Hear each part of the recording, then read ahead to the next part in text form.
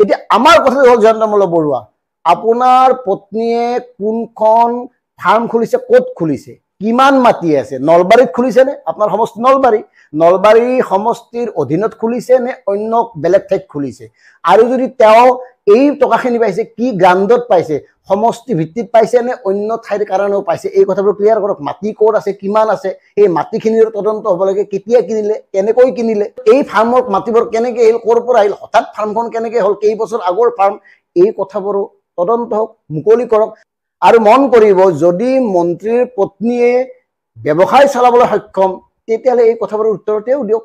তেওঁ সংবাদ মাধ্যমৰ সন্মুখলৈ আহি কথাবোৰ ক্লিয়াৰ কৰক যে তেওঁ নীতিগতভাৱে কামবোৰ কৰি আছে, কথাবোৰ কওক।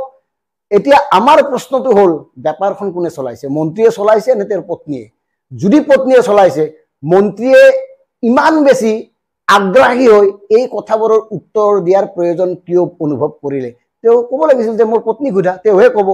এই কথাখিনি কোৱাৰ সাহস তেওঁৰ কিয় নহ'ল? মানে ডালমে কুচ কালা, কালাটো হয়েই, কালা দিয়ে ভৰ্তি হৈ আছে, এওঁলোকৰতো জীৱনত গোটেই কালাই।